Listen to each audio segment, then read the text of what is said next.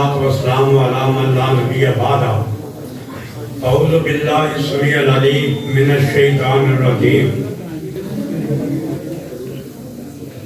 میرے مسلمان مقام دوستوں بزرگوں ساتھیوں اور بھائیوں یہ بابرکت تقریر قرآن کریم کے حوالے سے اور حفاظ کرام کے حفظ کرنے کے حوالے سے منعقد ہو رہی ہے اور میں اپنی گفتگو کو ان دونوں پہلوؤں تک محدود رکھوں گا۔ نہ میرا کوئی لمبی چوڑی تقریر کرنے کا ارادہ ہے اور نہ میرا یہ مزاج ہے۔ ماحول کے مطابق میں مختصر انداز میں کوشش کروں گا کہ چند باتیں آپ تک میں پہنچا دوں۔ جہاں تک قرآن کریم کا تعلق ہے یہ بہت سے پہلوؤں سے ایک معجزانہ حیثیت رکھتی ہے اور ہر دور کے اندر اس کا کوئی نہ کوئی معجزانہ پہلو جو ہے وہ ظاہر ہوتا رہا ہے اور کئی پہلوؤں سے یہ معجزانہ شان رکھتی ہے، لیکن میں صرف ایک پہلو سے اس کی اس معجزانہ حیثیت کو بیان کروں گا جو آج کے دور میں واضح ہوئی ہے۔ قرآن کریم نے ماضی کے ان حقائق کو بھی بیان کیا ہے جن کو لوگ جانتے تک نہیں تھے۔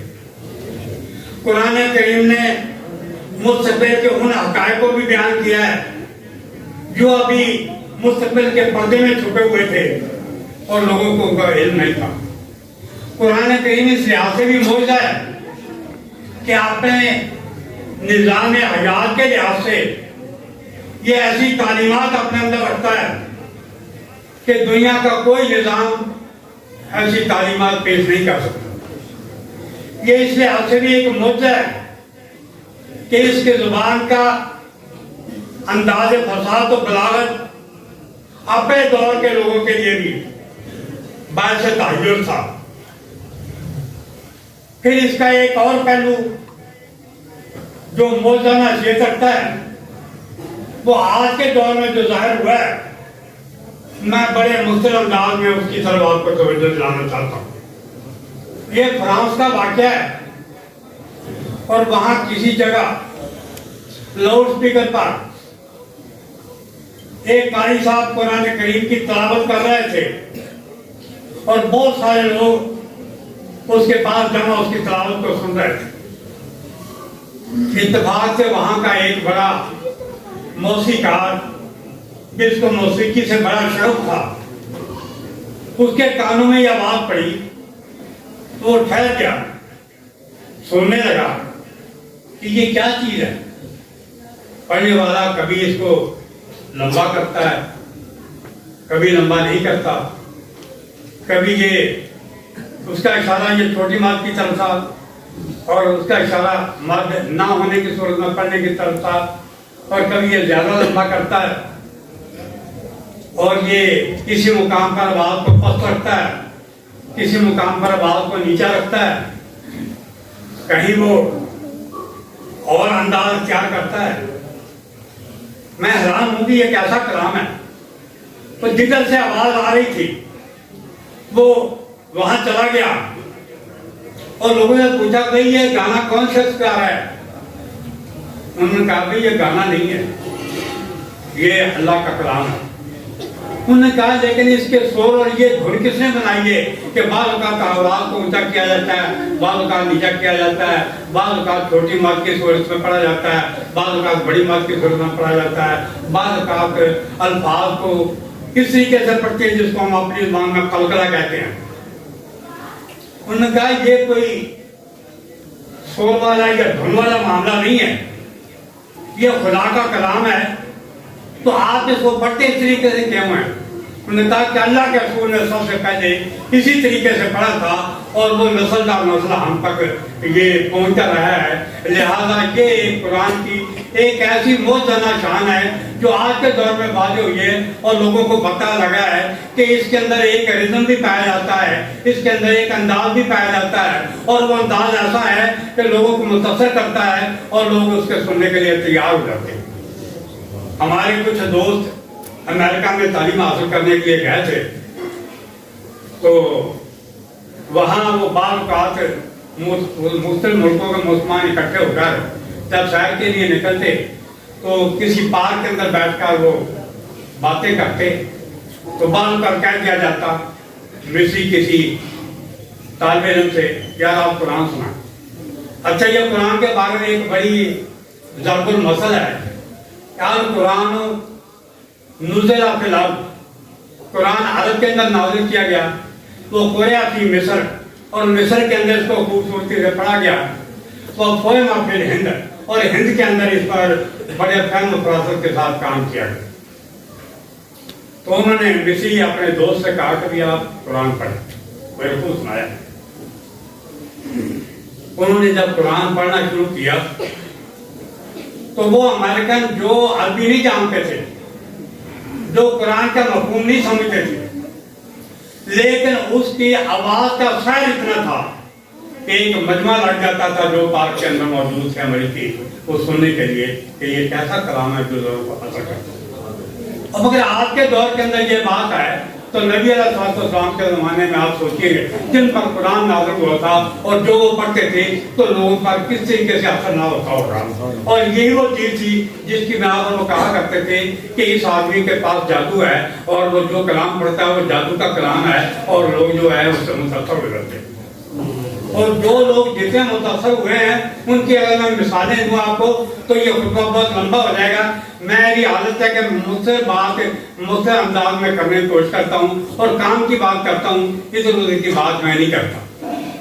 بہرحال یہ قرآن کا ایک ایسا موجزانہ پہلو ہے جس کے اندر رزم کے لحاظ سے جو ایک خوبصورتی اور حسن جمال پایا جاتا ہے، وہ آج کے دور میں ایک موسیقار نے محسوس کیا، اور پھر وہ جب اس کو ساری حقیقت آشا پتہ چلا تو وہ اسلام لے آیا۔ اللہ تبارک تعالیٰ اس کے اسلام کو قبول کرے۔ یہ بات ہوتی قرآن کے حوالے سے میں نے۔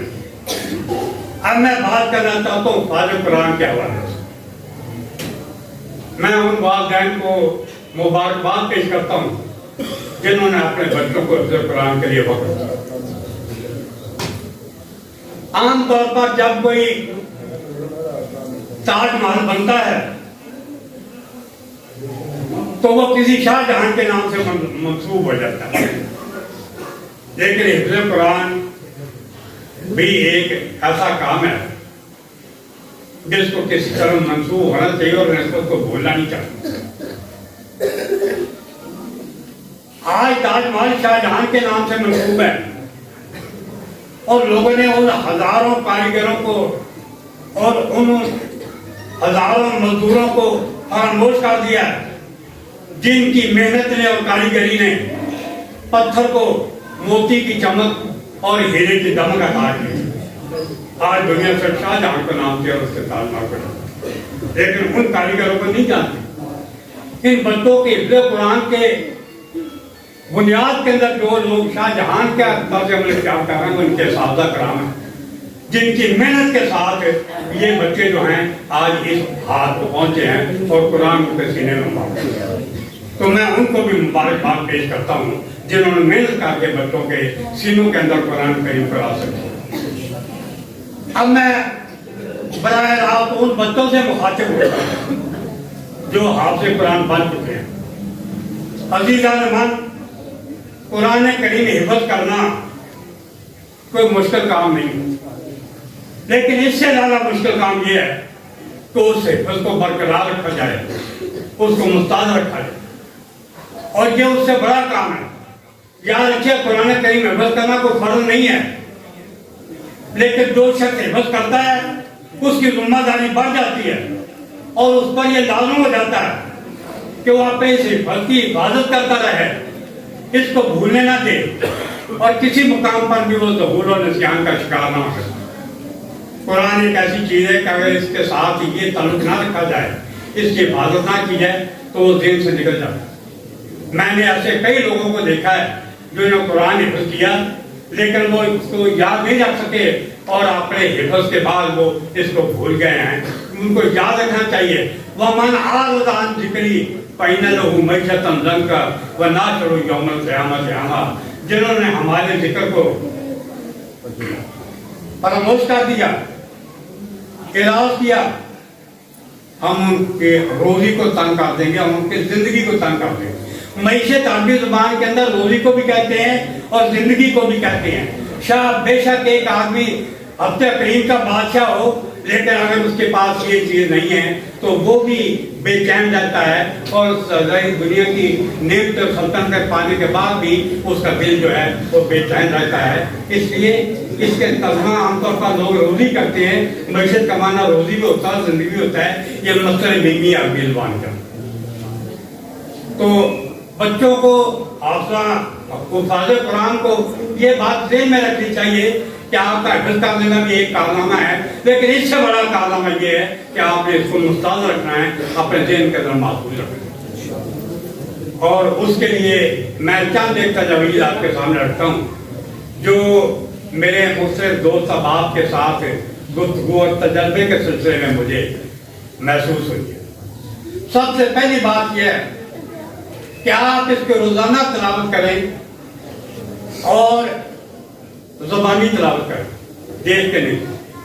قرآن کسی اور کے ہاتھ میں دے لیں، اس کو کہیں کہ وہ سنیں اور آپ اس کی تلاوت کرتے ہیں. میں نے ایسے لوگوں کو بھی دیکھا ہے جو تاریخ کے لحاظ سے قرآن پڑھتے ہیں. آج یکم تاریخ ہے، پہلا پارہ انہوں نے پڑھا، زبانی پڑھا، سنایا بھی. آج دوسری تاریخ ہے، دوسرا پارہ انہوں نے پڑھا. آج 30 تاریخ ہے، آج 30واں پارہ انہوں نے پڑھا. اس طریقے سے سارا قرآن انہوں نے ایک مہینے کے اندر ایک ایک پارہ روزانہ پڑھ کے وہ سنایا ہے. اور جو آدمی اس معمول کو برقرار رکھتا ہے وہ کبھی قرآن بھولتا نہیں. میرے ہم ظلم سے حافظ مشتاق احمد صاحب بہت ہو گئے بیچارے، وہ بھی حافظ قرآن تھے اور عالم دین بھی. اور سچی بات یہ ہے کہ میں نے ان جیسا عالم دین بہت کم دیکھا، بڑا مشکل مطالعہ آج بھی تھے وہ. اور لیکن جتنا اس کا وہ مطالعہ تھا، جتنا صاحب علم تھے وہ سارا علم اپنا قبر کے اندر اپنے ساتھ لے گئے. نہ نیٹ پر ان کا کوئی کام موجود ہے اور نہ تصنیفی یا کتابی صورت میں ان کا کوئی کام موجود. بہرحال اللہ تعالیٰ ان کو معاف کرے.